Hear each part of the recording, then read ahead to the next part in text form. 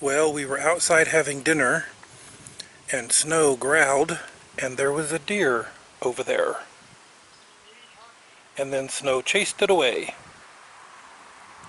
But we saw our first deer. Well, I'm considering that a lost cause. I'm going to take my hammer and I'm going to remove the entire face of this, and I'm going to measure it, and I'm buying new lumber because the more I put up, the more I hate it. It looks so terrible. And I know the goats don't care, but I do. So that's all garbage. A giant box came in the mail. Ricky ordered me 2 huge feeders and 2 huge waterers. So they're in the coop now. And I'm about to paint it because we're not supposed to get rain for 8 days and it feels pretty dry. So I'm going to paint it. So while I'm painting the chicken coop, obviously, with many tasks on the homestead, you have time to think. And I was thinking, why do homesteaders have so many different things going on their homestead? We, as humans, require a lot of different sources to get all the nutrients and things that we need to survive. You need some way to have an income.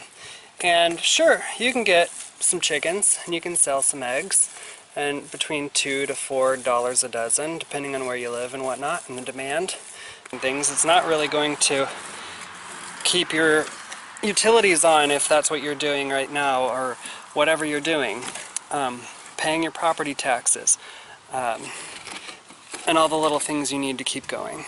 So if you're diverse, you have goats, you can sell their milk, you can sell their kids, you can feed yourself with them, obviously. Rabbits, feed yourself, especially around Easter time. Rabbits sell alive because a lot of people make the foolish decision to buy rabbits for Easter, not realizing that that's a commitment to a living thing, and they end up getting rid of them on Craigslist later.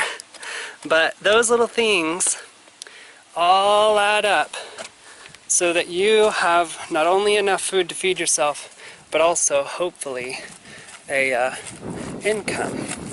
And that's one of the reasons why we ordered 150 chickens, is because 100 of them in a little while are going in the freezer, and they are all boys. They sell them that way for that purpose. And then 50 hens, which means I'm going to have to build another coop.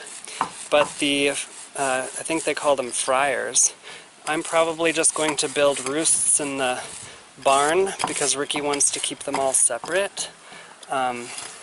So there for a minute we're going to have a loud barn, but we typically buy chicken breasts at Sam's Club in bulk, and we get like 10 breasts for $30. But we're getting 100 chickens for 39 cents each. So that's the whole chicken, wings, gizzards, livers, hearts, all of it. 39 cents instead of just breasts.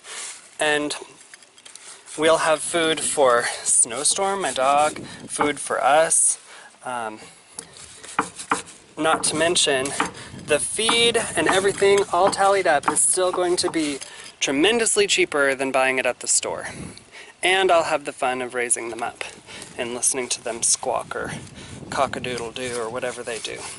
So that saves me money. But the 50 hens, I can sell their eggs, and I can hatch new chicks, and I can sell chicks, and so it all adds up in the end to where you feed yourself and you get to make a buck.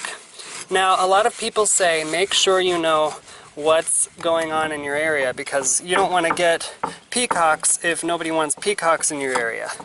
I mean, at that point it just becomes a pet. And you don't want a bunch of exotic junk animals eating up your food if they're not going to give you any benefit. Thankfully, dogs are a benefit because they help protect your livestock and your property from thieves who want your homegrown vegetables. I've seen that happen, or whatever. But food for thought. I painted the chicken coop. I painted my grape arbor. I painted my grapes, my bench, my garden, the ground, my boots, the dog, and myself. I've got it everywhere.